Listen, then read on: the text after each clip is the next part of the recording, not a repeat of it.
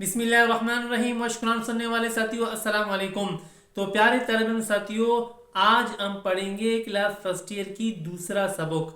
تو پہلا سبق ہمارا قرآن مجید کے حوالے سے تھا، قرآن مجید کے تعارف کے حوالے سے تھا۔ تو آج کا سبق ہے وحی کے بارے میں، یعنی کہ قرآن مجید نازل ہوا ہے، اترا ہے وحی کے ذریعے۔ اور وحی کیا ہے، وحی کسے کہتے ہیں، وحی کی کتنی صورتیں ہیں۔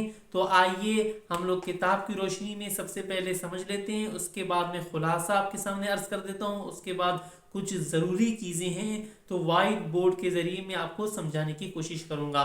تو پیج نمبر ہے 2۔ تو وحی کا مفہوم اور اس کی صورتیں آپ لوگ دیکھ لیں، یہ ہے کتاب۔ تو یہ سبق یہاں پر لکھا ہوا ہے۔ تو آئیے سب سے پہلے میں آسان الفاظوں میں آپ کو سمجھانے کی کوشش کروں گا کتاب کی روشنی میں۔ تو سب سے پہلے لکھا وحی کا مفہوم۔ وحی عربی زبان کا لفظ ہے جس کی لفظی معنی خاموشی۔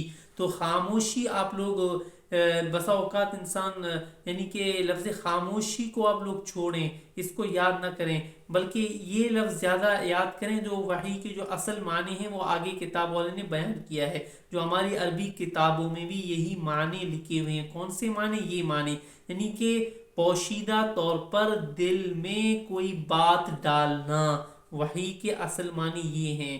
تو یہی معنی آپ لوگوں کو یاد کرنے ہیں۔ یا اشارہ کرنا، یہ معنی لکھے ہوئے ہیں، یعنی کہ وحی کے کیا معنی ہیں؟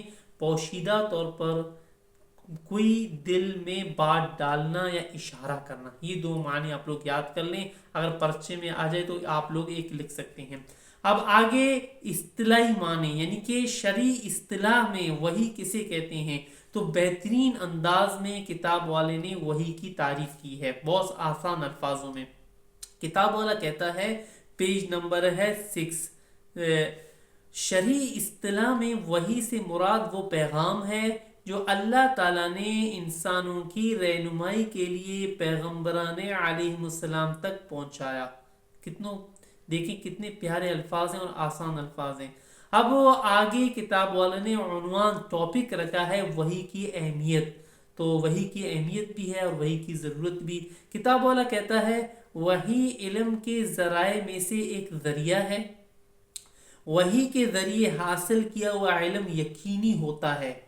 سارے پیغمبران علیہ السلام نے اللہ تعالیٰ کی طرف سے پہنچے ہوئے اس پیغام کو اپنی اپنی امت تک پہنچایا اور نبوت کی ذمہ داری نبھائی۔ آخری پیغمبر حضرت محمد رسول اللہ خاتم النبیین صلی اللہ علیہ وآلہ آلہ وآصحابہ وسلم پر نازل کردہ وحی قرآن مجید کی صورت میں ہمارے پاس آج بھی موجود ہے اور قیامت تک موجود رہے گی۔ اور جیسا کہ حضور اکرم صلی اللہ علیہ وآلہ آلہ وصحابہ سب سے آخری پیغمبر یعنی کہ نبی ہیں، اس لیے وحی اور نبوت کا دروازہ بھی بند ہو چکا ہے۔ اب اگر کوئی شخص اپنے اوپر وحی اترنے نبوت کا دعویٰ کرے گا تو وہ اپنے دعوے میں جھوٹا اور فریبی ہوگا۔ اس لیے قرآن مجید میں اللہ تعالیٰ نے حضور اکرم صلی اللہ علیہ وسلم کو خاتم النبیین کہا ہے۔ تو وحی کی اہمیت ہے، وحی کے بغیر انسان رہنمائی حاصل نہیں کر سکتا تھا۔ تو اللہ تعالیٰ نے ہر پیغمبر کے پاس وحی بھیجی ہے۔ وحی نبوت کی خصوصیات میں سے ایک خصوصیت ہے، اس لیے قرآن کریم میں سیدنا رسول اللہ صلی اللہ علیہ وسلم کو حکم ہوا کہ وہ لوگوں کو اس خصوصیت سے آگاہ کریں۔ قرآن پاک میں اللہ تعالیٰ کا فرمان ہے، وَمَا يَنطِقُ عَنِ الْهَوَىٰ إِنْ هُوَ إِلَّا وَحْيٌ يُوحَىٰ۔ سورہ نجم کی آیت نمبر 3 اور 4 ہے۔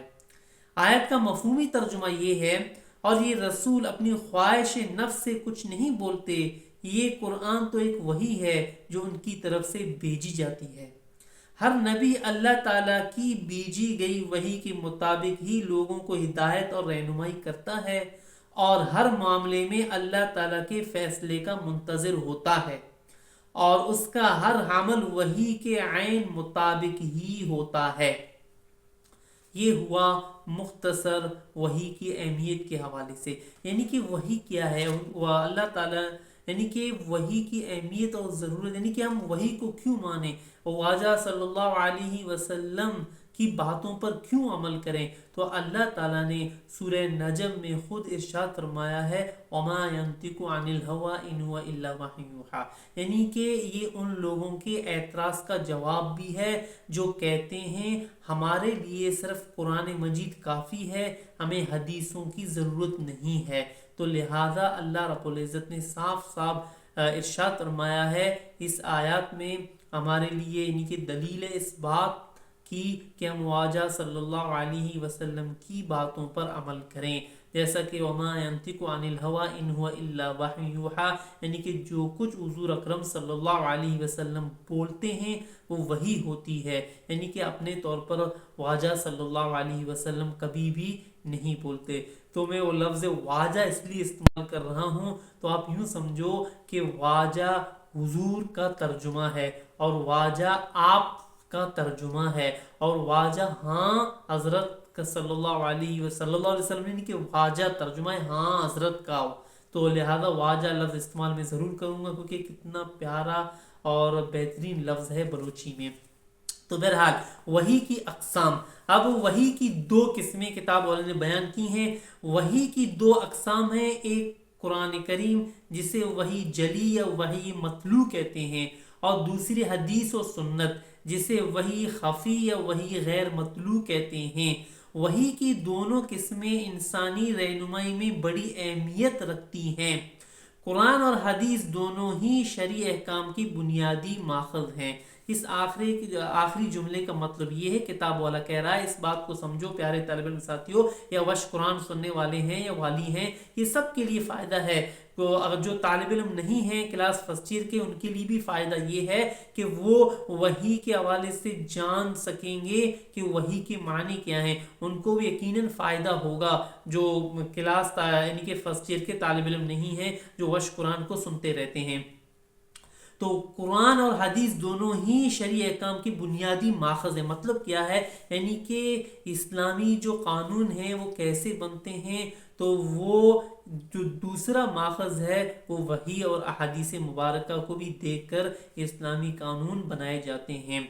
تو وحی کی صورتیں، وحی کی اب کیا صورتیں ہیں، وحی کی کیا شکلیں ہیں، تو کتاب والا کہہ رہا ہے قرآن کریم کے مطابق وحی کی 3 صورتیں ہیں۔ وہ کون سی 3 صورتیں ہیں؟ دیکھیں کتاب کی طرف۔ پہلی صورت یہ ہے کہ کوئی بات نبی کے دل تک پہنچائی جائے۔ دوسری صورت یہ کہ پردے یا اوٹ کے پیچھے سے نبی کو آواز آتی ہے اور اس تک پیغام پہنچتا ہے۔ تیسری صورت یہ کہ حضرت جبرائیل علیہ السلام کسی نبی یا رسول کی طرف وحی لاتے ہیں اور پیغام پہنچاتے ہیں۔ یہ تینوں صورتوں کو اللہ تعالیٰ نے قرآن مجید میں بیان کیا ہے، کتاب والا بھی یہی کہہ رہا ہے۔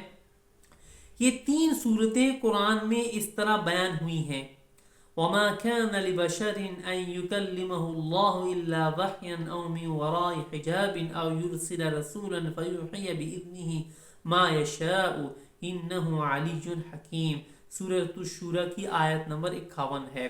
اس کا مفہومی ترجمہ یہ ہے، اور کسی آدمی کے لیے ممکن نہیں کہ اللہ اس سے بات کرے مگر وحی کے ذریعے یا پردے کے پیچھے سے کوئی فرشتہ بھیج دے تو وہ اللہ کے حکم سے جو اللہ چاہے القاء کرے، بے شک وہ بلند و برتر ہے، حکمت والا۔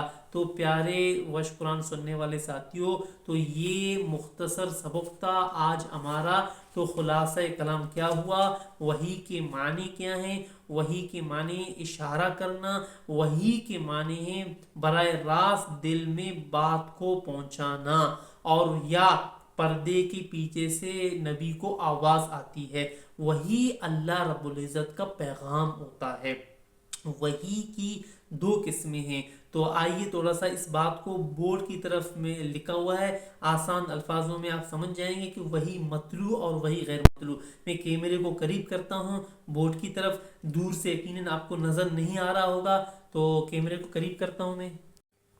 دیکھیں وش قرآن سننے والے ساتھیوں، آپ لوگ دیکھ رہے ہیں وحی کی 2 اقسام ہیں، وحی مطلوع اور وحی غیر مطلوع۔